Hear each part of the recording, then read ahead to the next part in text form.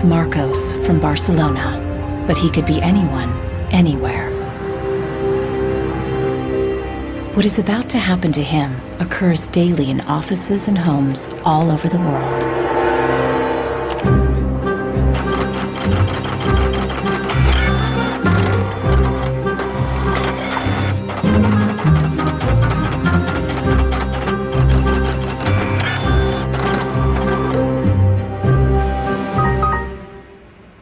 A part inside the printer has failed, and the manufacturer sends Marcos to technical support. El meu tècnic fa un diagnòstic previ, pero aquest diagnòstic ja són 15 euros més IVA. Seguramente será difícil encontrar las piezas para poder repararla. Realment, reparar-la no li surt molt a compte. Que reparar-la parlem d'uns 110, 120 euros. Tienes impresoras desde 39 euros. Jo t'aconsellaria que miressis impressores noves. Així que, sens dubte, jo em compraria una nova, It's no coincidence that all three shopkeepers suggest buying a new printer. If he agrees, Marcos will become yet another victim of planned obsolescence, the secret mechanism at the heart of our consumer society. Our role in life seems to be just to consume things with credit, to borrow money to buy things we don't need. Nous vivons dans une société dominée par une économie de croissance dont la logique est non pas croître pour satisfaire les besoins, mais croître pour croître. So if the consumer does not purchase, the economy is not going to grow.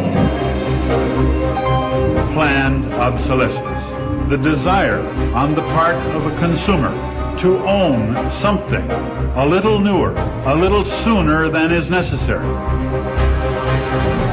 This film will reveal how planned obsolescence has defined our lives ever since the 1920s, when manufacturers started shortening the lives of products to increase consumer demand.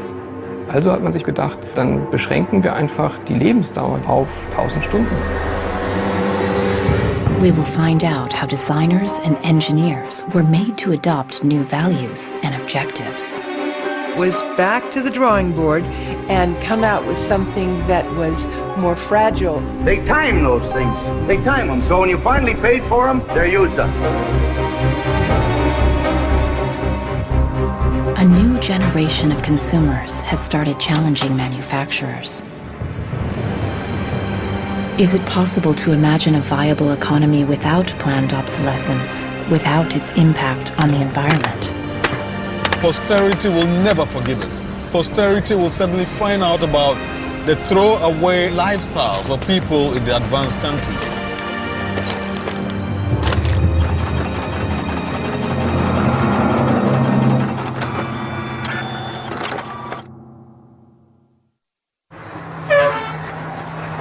Welcome to Livermore, California, home of the longest burning light bulb in the world.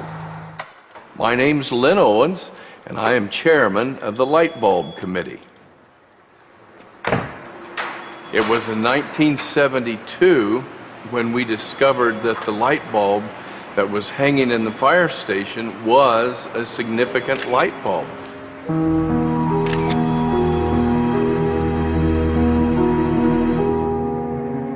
The light bulb at the Livermore fire station has been burning continuously since 1901. Ironically, the bulb has already outlasted 2 webcams.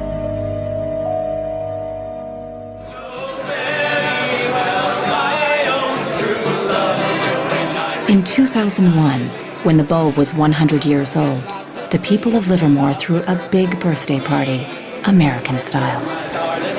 I think we were hoping if we would get 200 people, we'd be happy, and we ended up with 800 or 900 people showing up. One nation, under God, indivisible, with liberty and justice. You think that anybody would sing happy birthday to a light bulb? Well, we didn't think they would, but they did.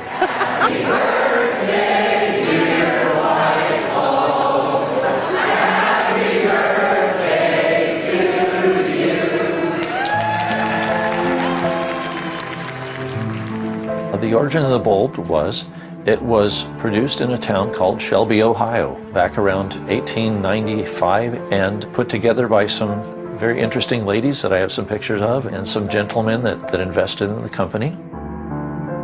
The filament was invented by Adolphe Chaillet. He invented his filament to last.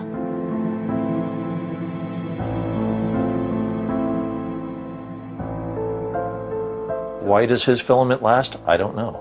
It's a secret that he made and that died with him. Chaillet's formula for a long-lasting filament is not the only mystery in the history of the light bulb. A much bigger secret is how the humble light bulb became the first victim of planned obsolescence. Weihnachten 1924 war ein ganz besonderer Tag. In einem Hinterzimmer in Genf trafen sich einige Herren in Nadelstreifenanzügen, um einem geheimen Plan nachzugehen. Sie gründeten das erste weltweite Kartell, das sich zum Ziel setzte, die Glühbirnenproduktion der gesamten Länder zu kontrollieren und den Kuchen namens Weltmarkt unter sich aufzuteilen.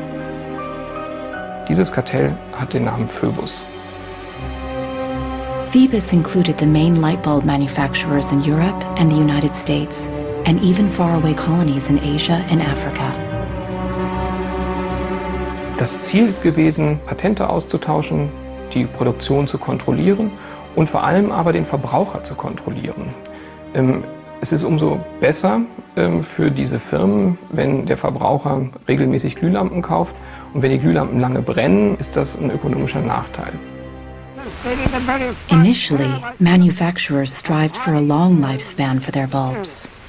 On October 21st, 1871, numerous experiments resulted in the production of a small unit lamp of comparatively enormous resistance. The filament being under conditions of great stability after the... Thomas Edison's first commercial bulb, on sale by 1881, lasted 1,500 hours. By 1924, when the Phoebus cartel was founded, manufacturers proudly advertised lifespans of up to 2,500 hours and stressed the longevity of their bulbs. Also hat man sich bei Phoebus gedacht, dann beschränken wir einfach die Lebensdauer dieser einzelnen Glühbirnen auf 1000 Stunden. 1925 wird ein entsprechendes Komitee gegründet, das 1000-Hour Life Committee, was sich zum Ziel setzt, auf technischer Basis die Lebensdauer der Glühlampen auf diese Brenndauer zu beschränken. More than 80 years later, Helmut Hüge, an historian from Berlin, uncovers proof of the committee's activities hidden in the internal documents of the founding members of the cartel, such as Philips in Holland, Osram in Germany, and Compagnie des Lampes in France. Hier haben wir ein Kartelldokument, da steht: The average life of lamps for general lighting service must not be guaranteed, published or offered for another value than 1,000 hours. Under pressure from the cartel, member companies conducted experiments to create a more fragile bulb that would conform with the new 1,000-hour rule.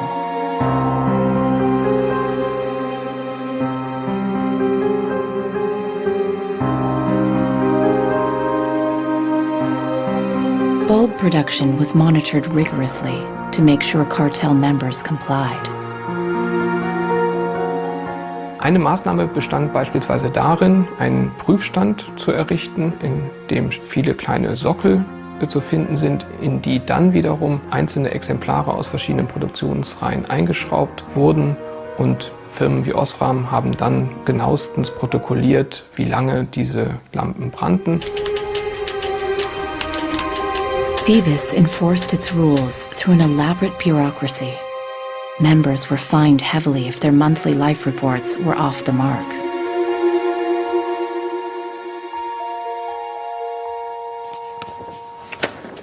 Hier haben wir eine Straftabelle aus dem Jahr 1929, die genau zeigt, wie viel Schweizer Franken Strafe für 1000 verkaufte Glühbirnen die Mitglieder des Kartells zahlen müssen, wenn die Lampen länger halten als zum Beispiel 1500 Stunden.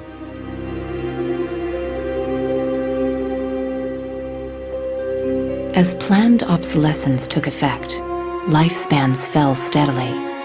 In just 2 years, they dropped from 2,500 hours to less than 1,500 hours. By the 1940s, the cartel had reached its goal. 1,000 hours had become the standard lifespan for bulbs. I can see how this was very tempting in 1932. I think at the time sustainability was actually substantially less of an issue, because I don't think they looked at the planet as being one with finite amount of resources. They looked at it as from an abundance perspective. Ironically, the light bulb has always been a symbol for ideas and innovation, and yet it's one of the early and best examples of planned obsolescence. In the following decades, inventors filed dozens of patents for new light bulbs, including one lasting 100,000 hours. None of them reached the general market. Offiziell hat es ja Phobos eigentlich nie gegeben, wenn auch diese Spuren der Öffentlichkeit nie ganz verborgen gewesen sind. Die Strategie dahinter ist, sich in bestimmten Zeitabständen immer wieder umzubenennen. Dann heißt es mal internationales Elektrizitätskartell, dann mal wieder irgendein anderer Name. Entscheidend ist, dass diese Idee als Institution natürlich weiter besteht.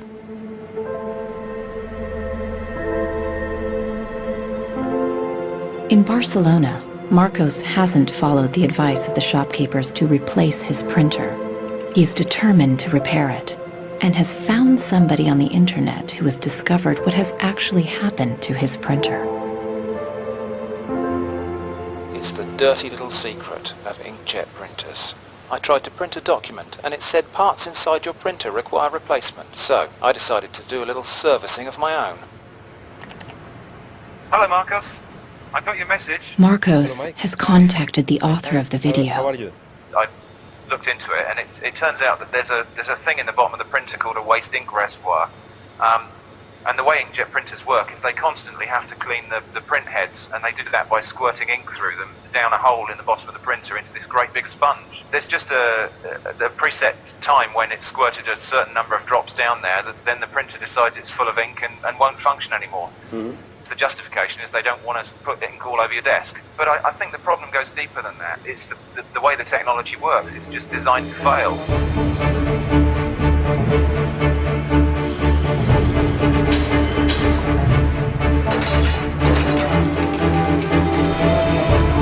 Planned obsolescence emerged at the same time as mass production and the consumer society.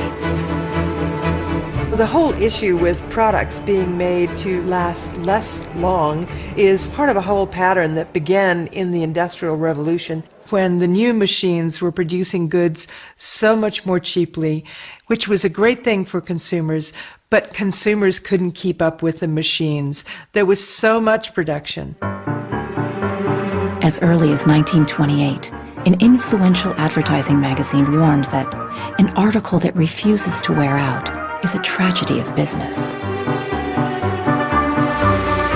In fact, mass production made many goods widely available.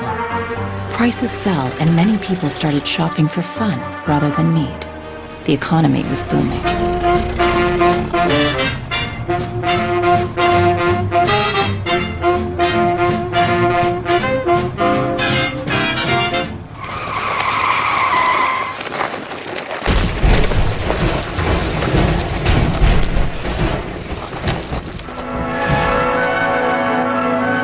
In 1929, the emerging consumer society came to a full stop when the Wall Street crash sent the U.S. into a deep economic recession. Unemployment reached staggering proportions. By 1933, 1/4 of our labor force was unemployed. People no longer queued for goods, but for work and for food. From New York came a radical proposal on how to kickstart the economy again. Bernard London, a prominent real estate broker, suggested ending the Depression by making planned obsolescence compulsory by law. It was the first time the concept was put into writing. Under Bernard London's proposal, all products would be given a lease of life with a set expiry date after which they would be considered legally dead.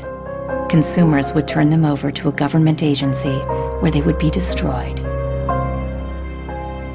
He was trying to achieve a balance between capital and labor where there would always be a market for new goods. So there would always be a need for labor and there would always be a reward for capital. Bernard London believed that with compulsory planned obsolescence, the wheels of industry would keep turning, people would keep consuming, and everyone would have a job.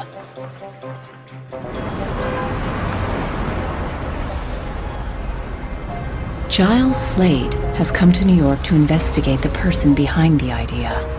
He wants to find out if for Bernard London, planned obsolescence was purely about profits or about helping the unemployed.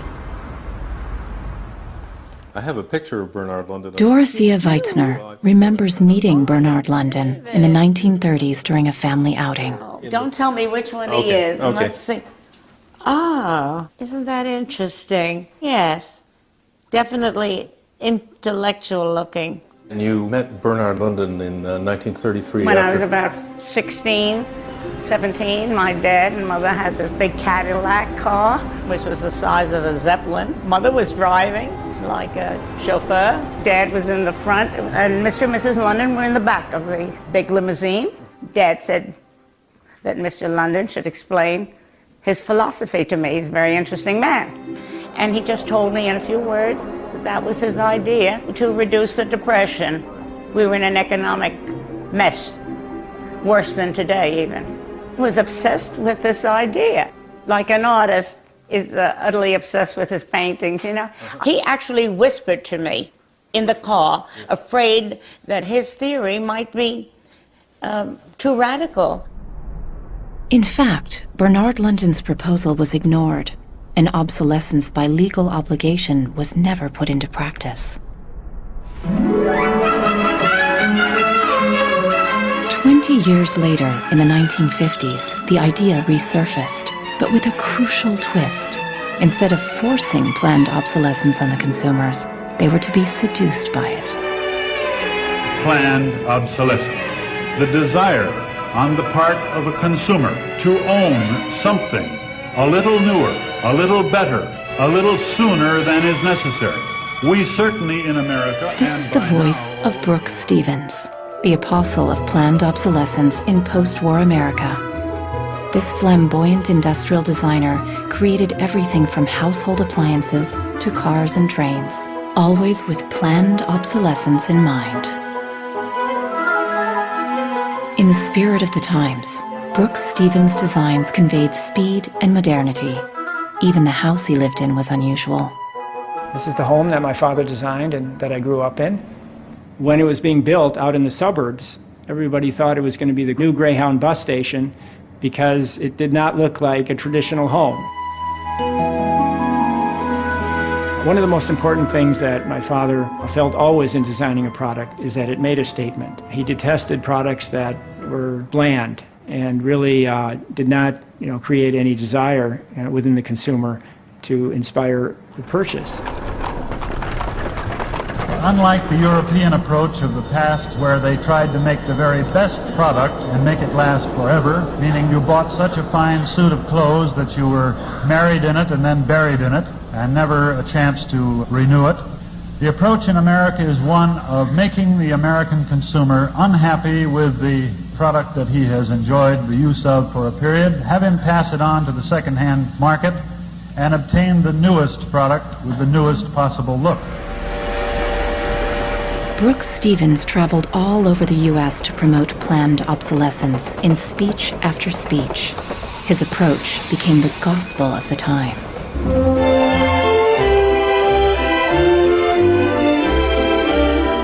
Women and men alike are increasingly interested in the look of things.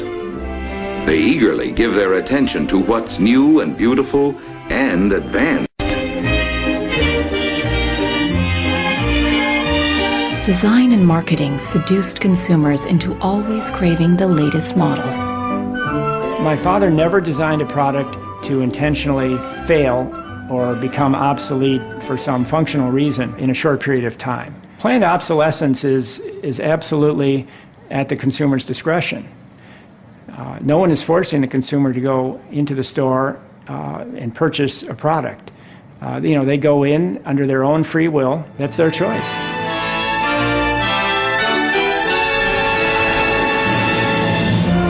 Freedom and happiness through unlimited consumption.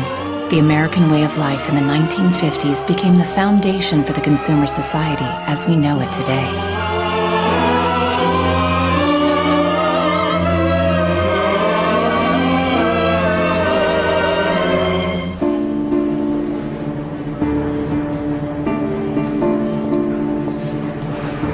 See, without planned obsolescence, these places wouldn't exist.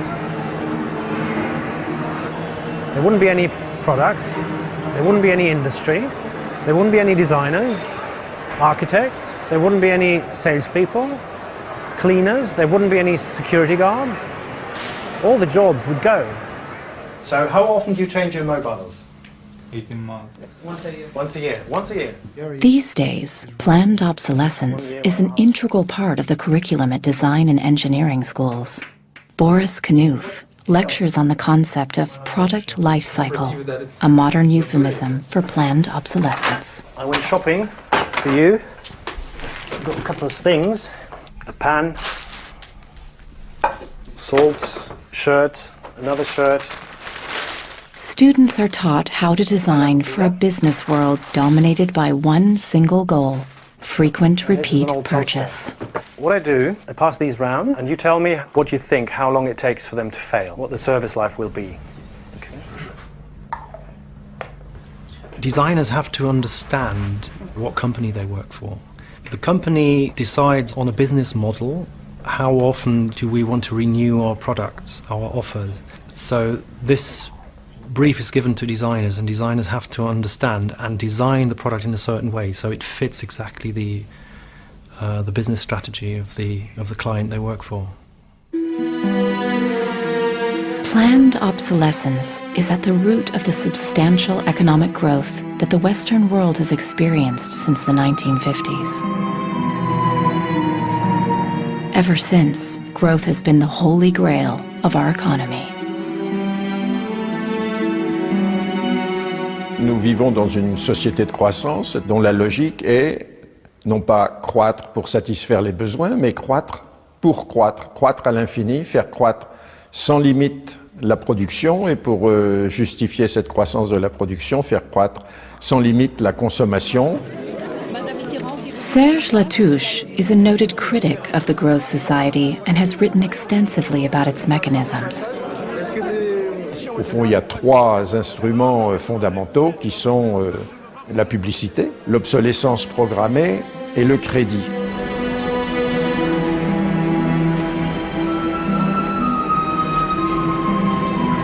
In the last generation or so, our role in life seems to be just to consume things with credit, to borrow money to buy things we don't need.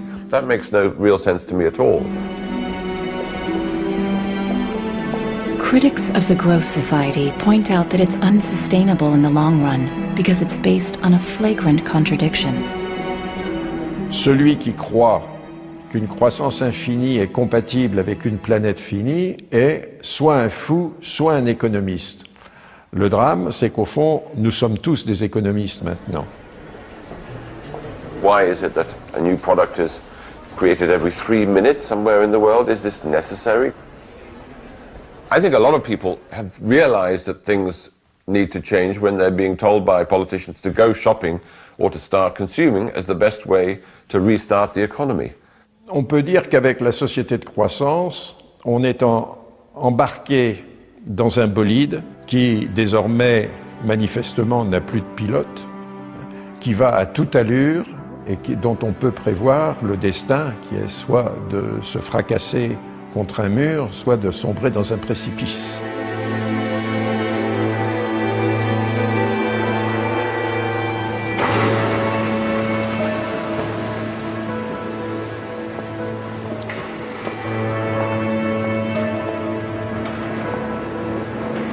Looking at the service manuals of different printers, Marcos realizes that the lifespan of many printers is set by the engineers right from the start.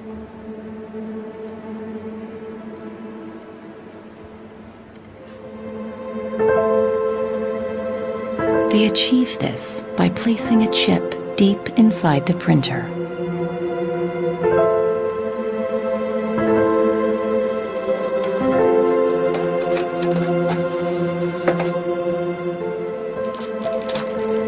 I he trobat el xip, que és una EEPROM, que és un xip on es guarda una compta d'impressions. I quan s'arriba a una determinada compta és quan es bloqueja la impressora i deixa d'imprimir.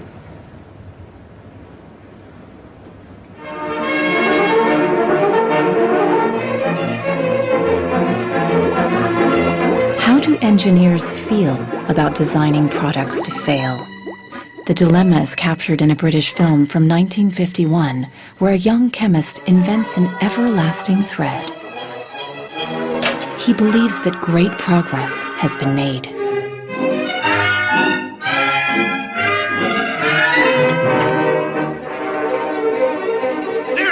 But not everyone is happy with his discovery, and soon he finds himself on the run, not only from the factory owners, but also from the workers, all fearing for their jobs. Well, that's really interesting, and it reminds me of something that actually happened in the textile industry. In 1940, the chemical giant DuPont announced the arrival of a revolutionary synthetic fiber, nylon. Girls celebrated the new long-lasting stockings, but the joy was short-lived. My father worked for DuPont before and after the war in the nylon division, and he told me a story about how when nylon first came out and they were trying it out for use in stockings, the men in his division were asked to take these stockings home for their wives and girlfriends to try out. My father brought them home to my mother, and she was delighted with the first products because they were so sturdy. The DuPont chemists had every reason to be proud of their achievement, as even men touted the strength of nylon stockings. The problem was they lasted too long. The women were very happy with the fact that they didn't get runners in them. Unfortunately, this meant that the companies producing the stockings were not going to sell very many. DuPont gave new instructions to Nichols Fox's father and his colleagues. For the men in his division, it was back to the drawing board to try to make the fibers weaker and come out with something that was more fragile and would run so that the stockings wouldn't last as long. The same chemists who'd applied their skills to make durable nylons went with the spirit of the times and made them more fragile. The everlasting thread disappeared from the factory floor, just like in the cinema. We need control of this discovery. Complete control. If you want twice the amount in that contract, we will pay it. $250,000. To suppress it. Yes. How did the chemists at DuPont feel about deliberately reducing the life of a product? Excuse me. Must have been frustrating for the engineers to have to use their skills to make an inferior product after they'd tried so hard to make a good product. But in a way, I suppose that's the outsider's view. Probably they just had a job to do. Make it strong, make it weak. That was their job. Engineers were in a really complicated ethical time. This confrontation with planned obsolescence provoked them to examine their most basic ethical concepts. There was an old school of engineers who believed that they should make a permanent, usable product that would never break. And there was a new school of engineers that were driven by the market who were clearly interested in making the most disposable product that they could. And this debate resolved itself by these new school of engineers taking over. Planned obsolescence did not only affect engineers. The frustration of ordinary consumers is echoed in Arthur Miller's classic play, Death of a Salesman. Just like Willie Lomax, all consumers could do was complain powerlessly. Once in my life, I'd like to own something outright before it's broken. I'm always in a race with the junkyard. Just finished paying for the car and it's on its last legs. Refrigerator. Consumes belts like a crazy maniac. They time those things. They time them, so when you finally paid for them, they're used up. Little did consumers know that on the other side of the Iron Curtain, in the countries of the Eastern Bloc, there was a whole economy without planned obsolescence.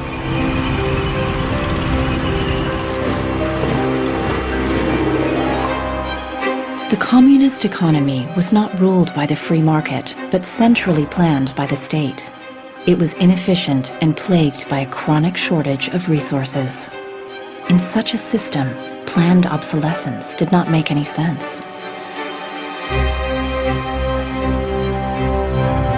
In former East Germany, the most efficient communist economy, official regulations stipulated that fridges and washing machines should work for 25 years.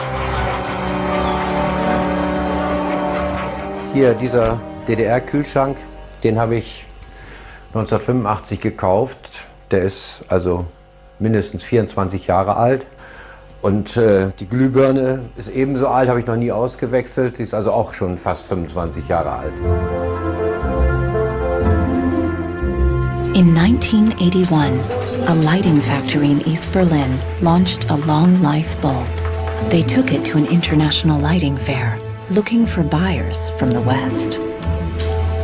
Als die ostdeutschen Glühlampenhersteller 1981 diese Langlebensdauerglühlampen auf der Hannoveraner Messe präsentierten, meinten ihre Westkollegen, ihr wollt euch wohl alle arbeitslos machen. Woraufhin die NAVA-Leute, Ingenieure, antworteten, nein, im Gegenteil, indem wir Ressourcen schonen und den Wolfram nicht verpulvern, behalten wir gerade unsere Arbeitsplätze.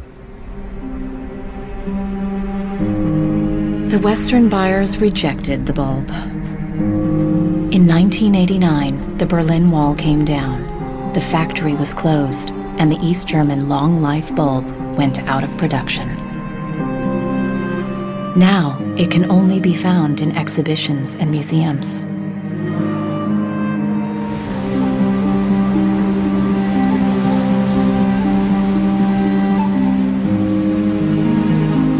"20 years after the fall of the Berlin Wall, consumerism is as rampant in the East as it is in the West.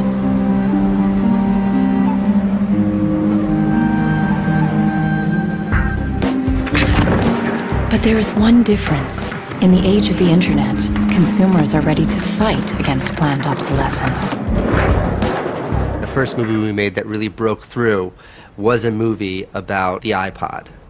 And I was completely broke. And I had gotten this iPod, it was like $500, $400. And about 8 months later, 12 months later maybe, the battery died in it. And I called Apple to ask them to replace the battery. And their policy at the time was to tell their customers to buy a new iPod. You might as well go get a new one. Apple doesn't offer? No. Apple doesn't offer a new battery for the iPod? No. It wasn't that the battery died that was annoying, because in my Nokia cell phone, the battery dies, you buy a new battery. Even in my Apple laptop, when the battery would die, you replace the battery. But in the iPod, this expensive piece of hardware, when the battery died, you had to replace the entire unit.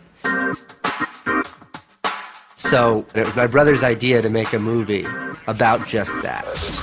We went around with a stencil, spray painting on every iPod advertisement we saw in town. iPod's unreplaceable battery lasts only 18 months. We put the video on our own little site, iPodsDirtySecret.com.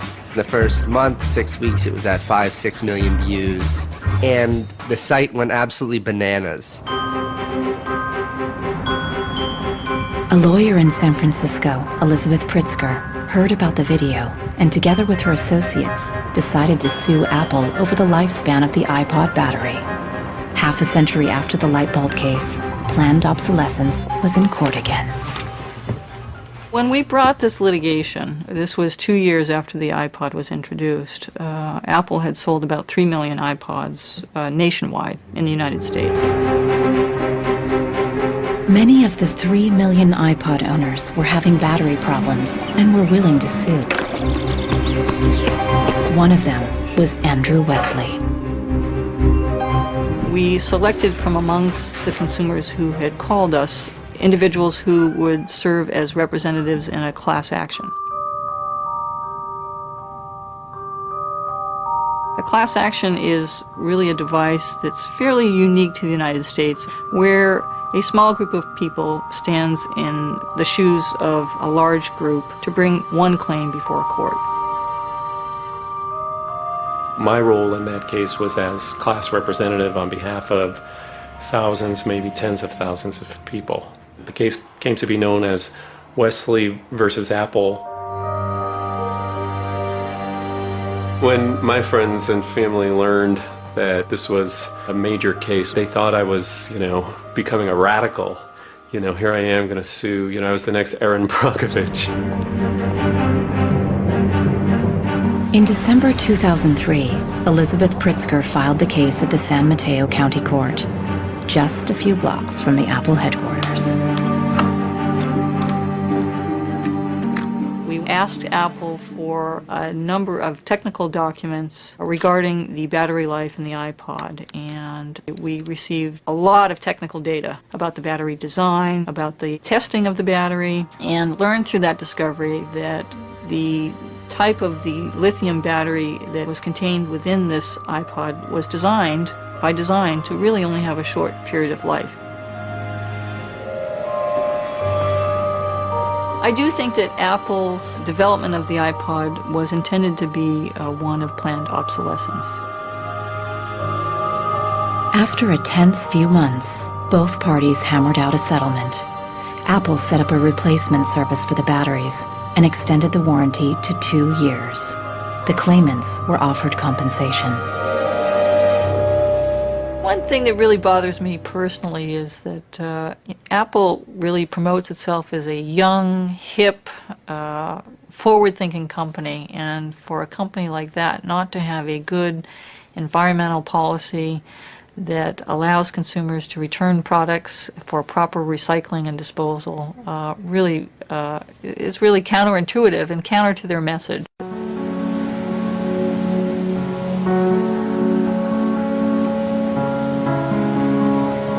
Planned obsolescence produces a constant stream of waste, which is shipped to third world countries, such as Ghana in Africa.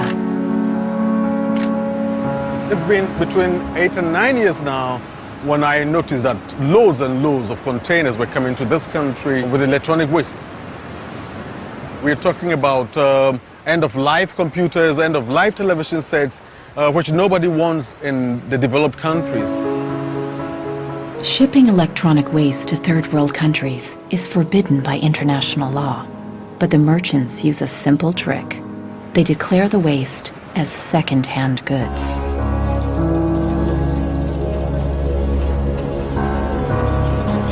More than 80% of the electronic waste that arrives in Ghana is totally beyond repair, and whole container loads are abandoned at dump sites all around the country.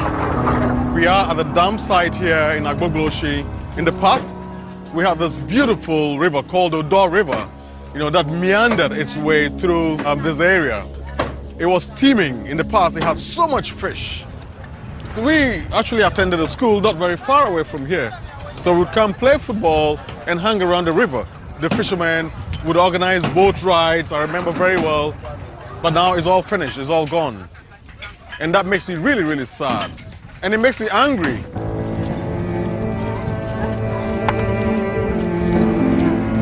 These days, there are no school kids playing here after class. Instead, youngsters from poor families come here looking for scrap metal.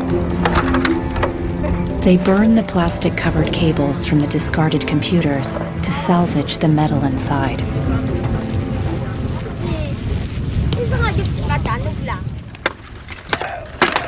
What is left is picked through by the younger children who are looking for any tiny pieces of metal which the older boys may have missed.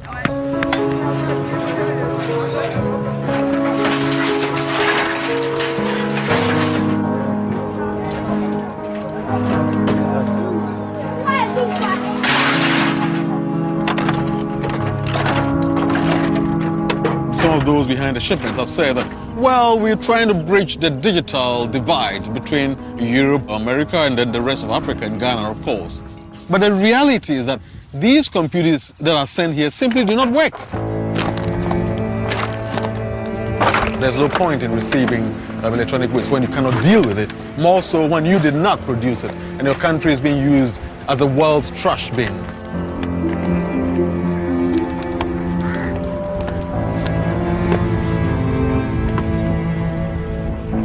The trash that for so long in the industrial age has been hidden from view is now coming into our lives, and we can actually no longer easily avoid it. The waste economy is reaching its last legs because they don't physically have anywhere else to put the waste.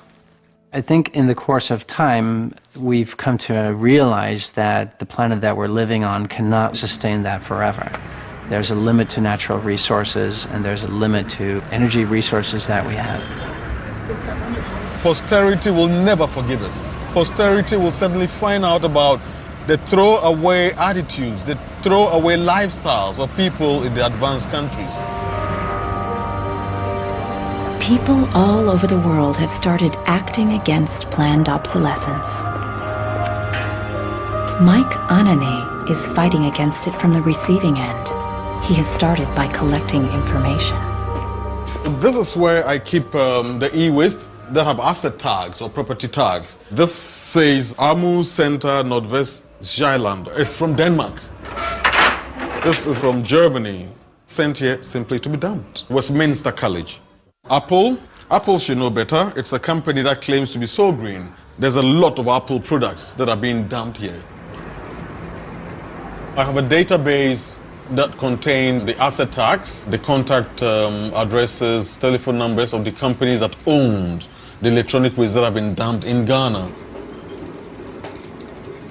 Mike Anane plans to turn this information into evidence for a court case.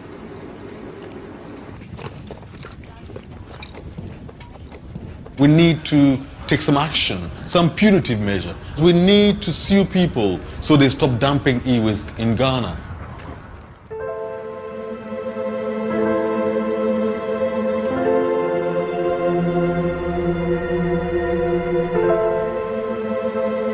Marcos is on the internet again, looking for a way to extend the life of his printer. He has discovered a Russian website which offers a free software for printers with a counter chip. The programmer has even gone to the trouble of explaining his personal motivation. This happens due to bad construction. This is their business model, not a good one for user and environment. So I looked and found a way to make user-friendly software to allow active users to reset an input counter. Marcos doesn't know what to expect, but downloads the software anyway. From a small village in France, John Thakura fights planned obsolescence by helping people share business and design ideas which come from all over the globe. In all poorer countries, things are repaired automatically. The notion you throw a product away just because it breaks for some reason is completely unknowable and unthinkable, actually, to somebody in the South. In India, there's an actual word, jugaad, to describe this tradition of being able to fix things pretty much regardless of the complexity of it. We try to find people who are actively doing projects in the world rather than just talking about things or making abstract statements about how awful things are or what has to be changed.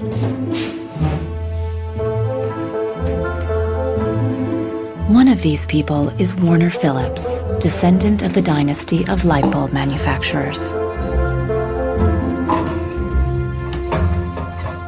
I remember my grandfather taking me to one of the Philips factories in Eindhoven to show me how light bulbs were mass manufactured in factories, which is very, very cool. Nearly 100 years after the creation of the light bulb cartel, Warner Phillips follows family tradition with a different approach. He produces an LED bulb, which lasts 25 years. It's not like there's a green world and there is a business world. I think business and sustainability go hand in hand. It's actually the best basis to build a business on. And the only really real way to do that, I believe, is to factor in the true costs of the resources that have been used, but you also look at the energy consumption, you also look at the indirect energy consumption of transportation. Si on faisait vraiment payer aux transporteurs le coût réel du transport, sans parler du fait que le pétrole est une ressource non renouvelable et pour lequel on n'a pas vraiment de substitut, je dirais que le prix du transport devrait être multiplié par 20 ou 30. If you factor all of that into every product that you manufacture, then there will be huge incentives for manufacturers and entrepreneurs all over the planet to make products that last forever. Fighting against planned obsolescence can also be achieved by rethinking the engineering and production of consumer goods. A new concept called cradle to cradle claims that if factories worked like nature, planned obsolescence itself would become obsolete. Wenn man über Umweltschutz redet, meint man bei uns immer sparen, verzichten, vermeiden, reduzieren, Nullabfall, weniger schädlich. Wenn man sich die Natur aber im Frühling anschaut, ein Kirschbaum, kein Sparen, kein Verzichten, kein Vermeiden. Nature produces abundantly, but fallen blossoms, dead leaves, and other discarded materials are not waste. They become nutrients for other organisms. A cycle. Die Natur kennt keine Abfälle, sondern sie kennt nur Nährstoffe. Braungart believes that industry can imitate this virtuous cycle of nature. He proved that this is possible when he redesigned the production process of a Swiss textile company. Wenn man zum Beispiel so einen Stoff hat, dazu ein Sofa damit bezieht oder ein Stuhl, dann sind die Zuschnitte, was man abschneidet, so giftig, dass es als Sondermüll entsorgt werden muss. Braungart found that hundreds of highly toxic dyes and chemicals were routinely used at the factory. For the production of the new fabrics, Braungart and his team reduced the list to 36 substances, all biodegradable. Wir suchen jetzt alle Zutaten raus, dass man sie auch essen könnte. Das heißt, ihr könnt klein schneiden und in Müsli packen, wenn Sie wollen. Wenn man eine Müllgesellschaft hat, ist jedes kurzlebige Produkt natürlich ein Müllproblem. Wenn es aber eine Gesellschaft ist, die Nährstoffe macht, ist jedes kurzlebige Produkt wieder eine Chance, etwas Neues zu machen. For the more radical critics of planned obsolescence, reforming production is not enough. They want us to rethink our entire economic system and our values. C'est une vraie révolution. C'est d'abord une révolution culturelle, parce que c'est un changement de paradigme, c'est un changement de mentalité. This revolution is called degrowth. Serge Latouche travels from conference to conference explaining how to get out of the growth society altogether. La décroissance, c'est un slogan provocateur qui a pour fonction de rompre avec le discours un peu euphorisant de la croissance possible, infinie, soutenable, et donc pour marquer la nécessité de changer de logique. L'essentiel du programme, en quelque sorte de la décroissance, tient en un mot réduire. Réduire notre empreinte écologique, réduire nos gaspillages, notre surproduction, notre surconsommation. Réduisant la consommation, en réduisant la production, mais en libérant du temps libre, on peut développer d'autres formes de richesse qui ont l'avantage de ne pas s'épuiser quand on les consomme, comme l'amitié, le savoir. We increasingly rely on objects to give us a sense of self-esteem and identity. It's partly the consequence of the breakdown of things that used to give us identity, like membership of a community or relationship to the land, or all sorts of soft and social things which have been replaced by consumerism. Si le bonheur dépendait du niveau de consommation, on devrait être dans la félicité absolue, parce que nous consommons 26 fois plus que du temps de Marx, mais toutes les enquêtes montrent que les gens ne sont pas 20 fois plus heureux, parce que le bonheur est toujours quelque chose de subjectif, évidemment. Critics of degrowth fear that it will destroy the modern economy and take us straight back to the Stone Age. Revenir à une société soutenable, c'est-à-dire une société dont l'empreinte écologique ne dépasse pas une planète, eh bien, ça n'est pas revenir à l'âge de pierre, c'est revenir, toutes choses égales d'ailleurs, pour un pays comme la France, aux années 60. Ça n'est pas vraiment l'âge de pierre.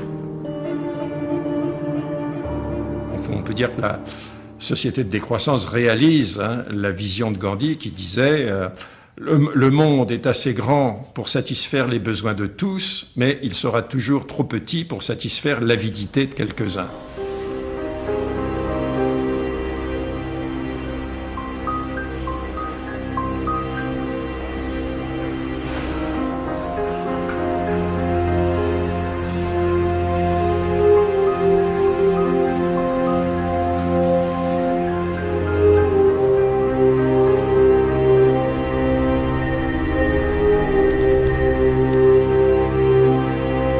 Marcos is installing the Russian freeware on his computer. The new software allows him to reset the counter chip inside his printer back to 0. The printer immediately unblocks.